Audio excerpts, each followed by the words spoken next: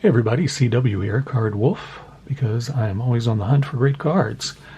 And today I'm doing something that I almost never do, which is a VR. I'm doing this for Jon Burgess by way of For the Polls. For the Polls posted a video yesterday where he let everybody know that Jon was thinking about not doing any more videos. He was thinking about leaving YouTube, and asked that people who like Jon Burgess and know him and want him to stay do VR, where we show our favorite 5 autographs that we have. And I thought, well, I can do that for sure. I've got some autographs in my collection. I'd be happy to pick out 5 of them that I really like and show those. And so that's what I'm going to do today.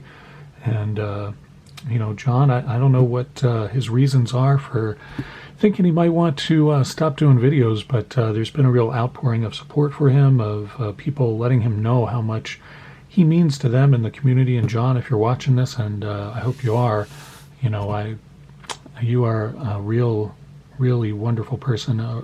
You hold a place in the community that honestly no one else could ever fill. Your collection is amazing, and the knowledge you have about all of the hockey players that you feature is just phenomenal. I always learn something every time I watch one of your videos, honestly, and always enjoy seeing them come up. So I hope you decide to stay. Maybe you need to take a break or something, get a little distance from YouTube for a little while. That would be totally understandable. I think all of us have felt that at one point or another. So, I certainly wouldn't blame you for doing that. But I certainly hope that you do not make it permanent, and that you come back and continue to do the amazing stuff that you do on your channel every day. Jon posts, I think, just about every day, and sometimes twice a day, which is remarkable to me. If I can, fit in one video in a day, it's a real win for me. A lot of times I have to skip days because just too much life stuff gets in the way, or whatever the reason is. And so I'm always very impressed by Jon just being able to keep up that crazy schedule. So anyway, this is a VR for Jon. And I'm going to show 5 of my favorite autographs that I have in my collection. There are going to be some Orioles in here. It won't be a surprise to anybody, I don't think, given my like for various Orioles. And also might be a couple of surprise cards. We'll see how that goes. Also want to give you guys an update on the giveaway that I will be doing very soon. I had 200 subscribers very briefly last night for a little while. And then when I woke up this morning, I was back to 198, and now I'm at 199. So I have confidence that, at some point this weekend, I will get to 200, and it will stay at 200. And then I can, come out Monday and hit you guys with the video where I actually open up the collection here on the channel, and we get to go through it together, and you'll be able to see what is in your collection that you can lay claim to and have me mail to you. So hopefully that will happen on Monday. Where 199, I think we'll probably hit 200 this weekend and stick there. I don't really understand how YouTube gives and takes like that. It makes no sense to me, and I honestly have no understanding of it. But in any event, we're back to 199. I think that'll change for the positive this weekend, and you should see a video on Monday. Probably be a pretty long video because I want to go through the whole collection with you and make sure you see every card so that you know exactly what you have to choose from. But it should be a very exciting video because there are a lot of great cards in that collection that I know about. I mean, like I said, I've only seen about a quarter to a third of the binder, and they were some great pages in there of cards, a lot of Hall of Famers and rookies and stars. And the seller assured me that it's just more of the same for the whole binder, and they also told me they threw in some loose cards, and based upon the weight of that package, it feels like they threw in a lot of loose cards. So we'll see what that looks like and what those cards are together on Monday. That's the plan right now, because I'm assuming we will hit 200 and stay there over the weekend. So today, as I said, this is a VR for Jon Burgess via For the Polls asking for this, and I'm very, very happy to do it. Anything that will encourage Jon, the Autograph Fisherman, to stick with us here in the community and keep posting his fantastic videos, I am on board for. So let's get to it. One of my favorite autographs. These are not in any kind of order, but they are probably my top 5 favorite out of my collection. At least somewhere in the mix, in the top 5 or 6 or 7, something like that. These are the ones I thought of and went and pulled out. We'll start off with an Oriole. This is Eddie Murray, the great first baseman for the Orioles and several other teams. And I got this very early in Eddie's career. I met Eddie a couple of times in Baltimore. Once was just hanging out by the fence down in the front row by the Orioles dugout, which I used to do a lot of when I was younger, back in the 70s. I did that quite a bit, and I got a lot of autographs that way. The players were often, they just would come out of the dugout and hang out there and talk to the fans. It was a lot of fun for everyone. They seemed to enjoy it, and we certainly enjoyed it as fans. And I met Eddie Murray the first time that way, and I had him sign a program for me, and then I met him again and was armed with a postcard, and he signed that for me, and that's what this is. This is a postcard that you could buy at the stadium. You can see this is an official Orioles card there. The ones that are older than this actually are just blank back, but you can always tell by the way the layout is and the font and everything that it's from that era. And then before that, in the 60s and the early 70s, they had black and white postcards, which I have some of those too, but most of the ones I have are in color, and this is one I remember very fondly, getting this one signed by Eddie Murray down right by the Orioles dugout. I used to go mostly to day games during the summer. My grandfather would take me. We could walk to the stadium from my grandparents' house, though we often rode a bus too. It was a kind of a long walk or a short bus ride, and so we kind of decided what we wanted to do, and then went down to the stadium and caught a game.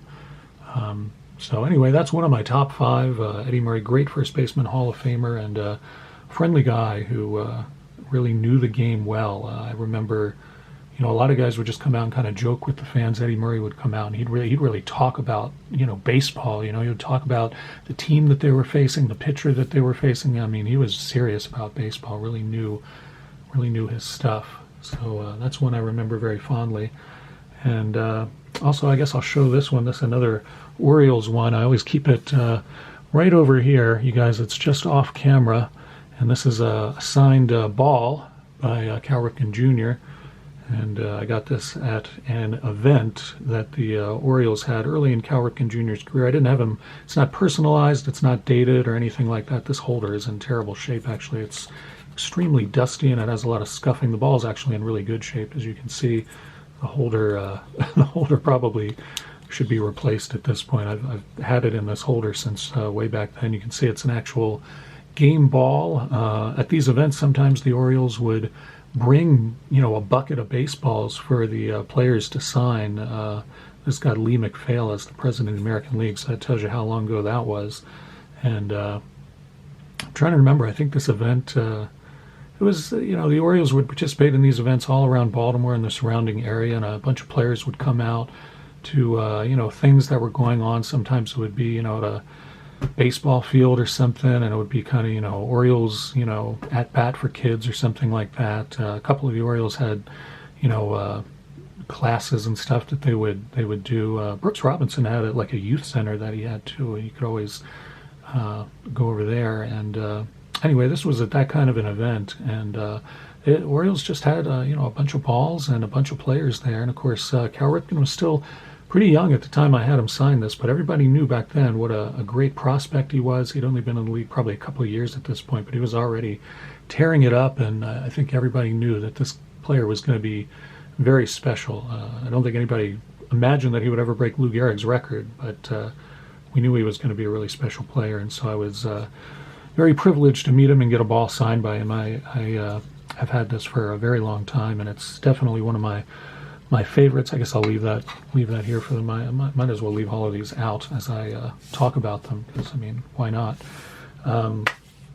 So I'll take a break from the Orioles with the next one, and this is especially appropriate for me to show you because this is an autograph that Jon Burgess gave me. He sent this to me in a small stack of hockey cards that were all autographed by the players on them, and that is just how generous Jon is. I've seen him do that with other channels, other people, and it's an unbelievable gift to get a stack of cards from Jon, and every single one of them is signed. His collection there is no competition for Jon's hockey card collection of signed autos. And there, it's finally in focus. You can see this is Guy Lafleur and Lafleur's farewell, and it's especially poignant to me. Guy Lafleur is one of my all-time favorite hockey players, and you guys probably heard me say that on the channel many times, but it's true.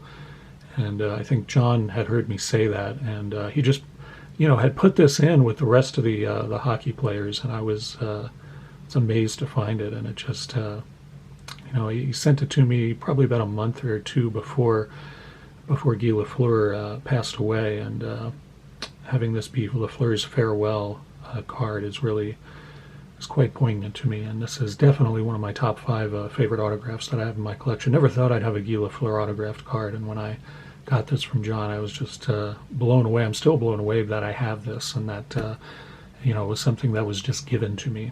But that's the kind of guy John is. Jon Burgess, he is very generous. He shares. He is a just wonderful part of the community, and I think that's why so many of us want John to stay and appreciate him in the way that we do. So that's definitely one of my top 5s. And John, if you're watching, thank you once again, not just for this card, but for all the cards that you sent me. I'll never forget that. I just could not believe that every single one of them was autographed. That was an amazing package that you sent me, my friend. So let's see. We'll get back to the Orioles here. I'm not gonna belabor it here, but there's another Oriole that you guys know how I feel about Brooks Robinson. So I got to put a Brooks Robinson in here, and I have a lot of. I was very, very fortunate enough to meet Brooks Robinson quite a few times when I was younger. Brooks was a guy who used to do a lot of public events for the Orioles. He was super generous with his time. Like I said, he had a youth center, and he often had events there. He would have signings all over the place, and if you caught him at the stadium, he would always, one of the things about Brooks Robinson is he would always make time for young people, teenagers, kids, little kids. I mean, if you were a young person, Brooks would stop whatever he was doing. He would look you in the eye, and he would have a conversation with you, and he would sign, whatever you wanted him to. And so I've got a postcard like this. I signed a ball for me. He signed a couple other things, and one of the things he signed for me is kind of a unique item. I thought I'd show this one today, and it's one that, I can't imagine there are very many of these out there that are signed or that even people kept. This is an insert that was, I believe, in the Baltimore Sun, the newspaper in Baltimore at the time, and this was during the 70s, and I don't remember what year this came out, but it's this sort of thick cardboard. It's printed on both sides, and it's just celebrating Brooks Robinson and his career.